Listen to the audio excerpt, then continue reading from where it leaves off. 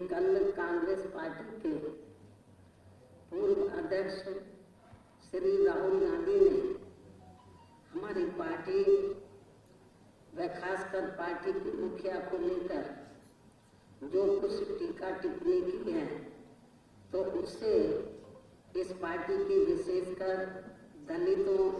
व अन्य उपेक्षित वर्गों के साथ साथ बीएसपी के प्रति भी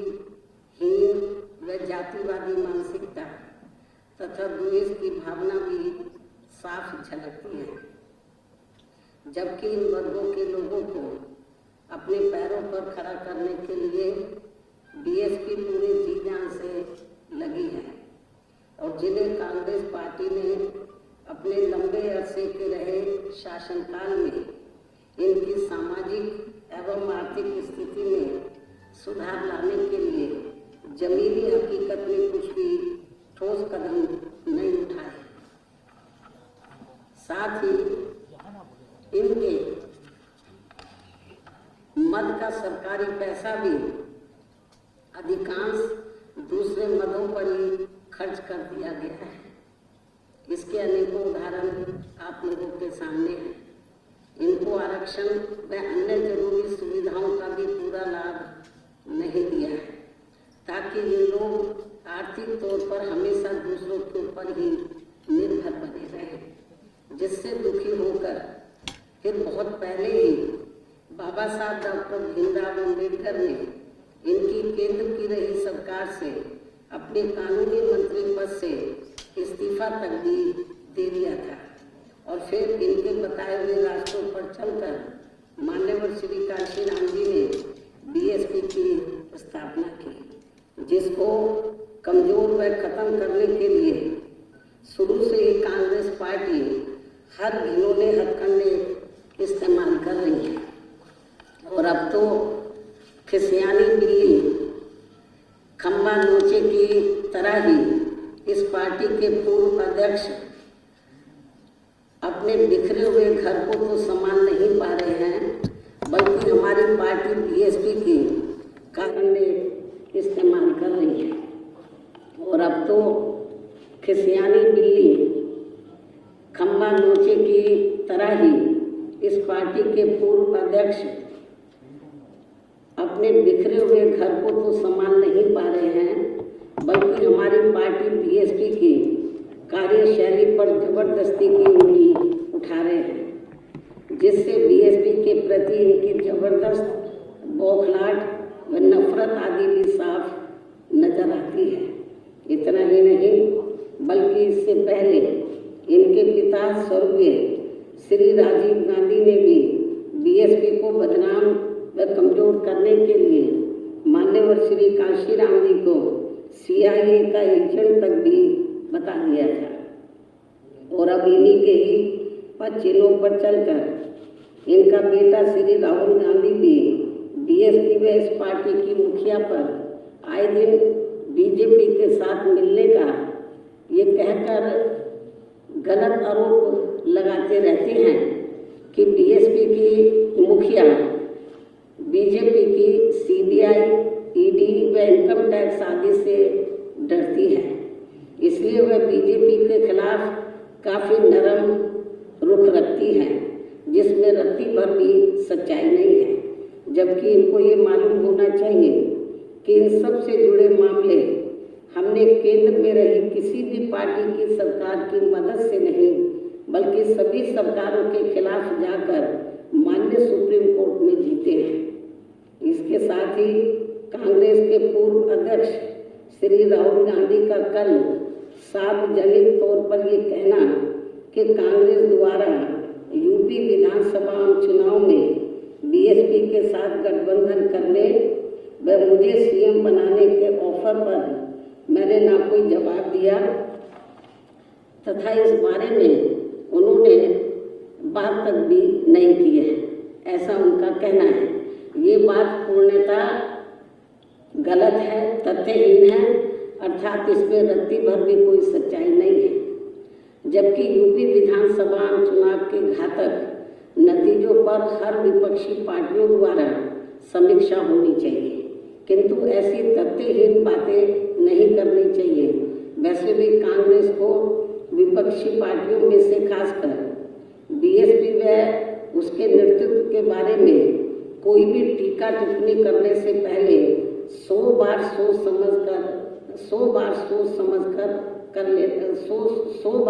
समझ कर लेना चाहिए। कोई भी टीका टिप्पणी करने से पहले कि बीजेपी से लोहा लेने के मामले में उसका अब तक अपना रिकॉर्ड क्या रहा है कांग्रेस पार्टी का। साथ ही बीएसपी व उसके नेतृत्व के साथ कदम कदम पर राजनीतिक षड्यंत्र, दगा व खासकर मध्य प्रदेश व राजस्थान आदि राज्यों में बार बार विश्वासघात किए जाने आदि को थोड़ी देर के लिए भुला भी दिया जाए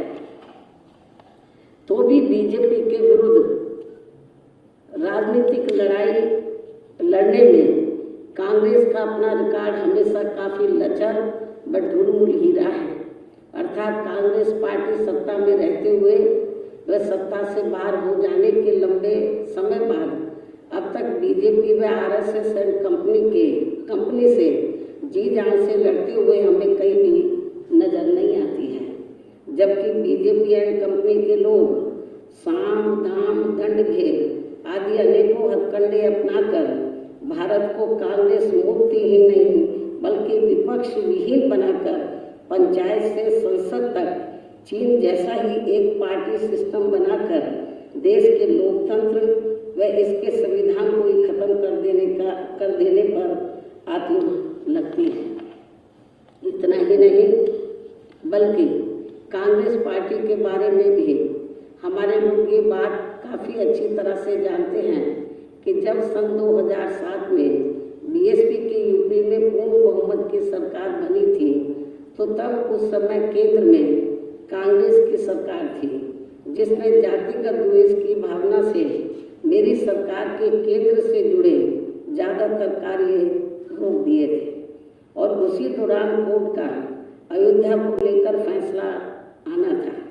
तो इन्होंने केंद्र से हमें फोर्स तक भी नहीं दिया था ताकि प्रदेश के हालात बिगड़ जाए और फिर इसकी आड़ में यूपी में राष्ट्रपति शासन लगाकर पर्दे के पीछे से कांग्रेस पार्टी यहाँ अपनी हुकूमत चलाती रही। ये इनकी मंशा थी उस समय जिसमें भी ये पार्टी बुरी तरह से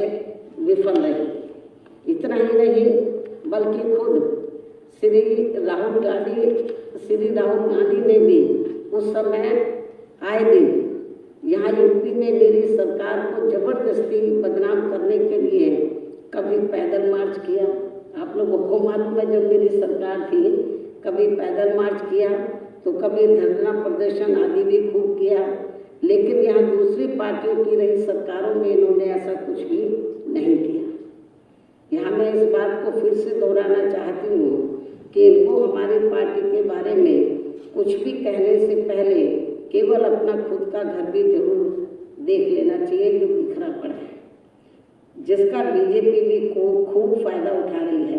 अर्थात इनको दूसरों की चिंता करने की बजाय अपनी पार्टी की चिंता करनी चाहिए तो ये उनके लिए ज़्यादा बेहतर होगा। ये मेरी इनको सलाह भी है। जहाँ तक यूपी में अभी हाल ही में हुए विधानसभा चुनाव के आए नतीजों का सवाल है तो इस चुनाव में इस बार जिन कारणों से बीएसपी का रिजल्ट अच्छा नहीं आया है वो मैंने 11 मार्च को मीडिया में सही बता दिया है और उन कारणों को भी समझकर तब इनको बीएसपी पर कोई टीका टिप्पणी आदि करनी चाहिए। इसके साथ ही यहाँ मैं इनको ये भी बताना चाहती हूँ कि हमारी पार्टी का कार्य करने का तरीका अलग है, उसे हम किसी के भी कहने से बदलने वाले नहीं हैं। चाहे कांग्रेस बोले, चाहे बीजेपी बोले, चाहे सपा बोले, हमारा कार्य करने का तरीका अलग है। उसे हम किसी भी कीमत पर या किसी के कहने से हम बदलने वाले नहीं हैं। विस्तार से जैसे कांग्रेस पार्टी का अपना काम करने का तरीका है, कोई मामला होता तो गली कूचों में चले जाते हैं, चौराहों पर बैठ जाते हैं, बस व घाट यात्रा निकालकर किस्म किस्म के नाटक आदि करते रहते हैं। ये हमारी पार्टी नहीं करती है। इसके साथ ही संसद में कांग्रेस के पूर्व अध्यक्ष श्री राहुल गांधी अचानक उठकर जबरदस्ती प्रधानमंत्री श्री नरेंद्र मोदी जी के गले चिपक जाते हैं। तो ये सब हमारी पार्टी नाटक नहीं करती है, जिसकी पूरे देश व दुनिया में भी काफ़ी हंसी हुई है। अर्थात ये सब हमारी पार्टी की कार्यशैली नहीं है। इसके साथ साथ ये हमें कांग्रेस को ये भी याद दिलाना चाहती हूँ, कांग्रेस ने पिछला विधानसभा का आम चुनाव सपा के साथ मिलकर लड़ा था, तो तब ये पार्टी यहाँ बीजेपी को सत्ता में आने से नहीं रोक पाई थी। ऐसा क्यों हुआ? इसका भी जवाब जनता को इनको जरूर देना चाहिए। इसलिए अब संक्षेप में मेरा यही कहना है, कांग्रेस हो या अन्य कोई भी पार्टी हो, इनको दूसरी पार्टियों पर कुछ भी कहने से पहले खुद भी अपने गिरेबान में जरूर झांक कर देखना चाहिए, तो ये इनके लिए ज़्यादा बेहतर होगा। इन्हीं जरूरी बातों के साथ ही अब मैं अपनी बात यही समाप्त करती हूँ।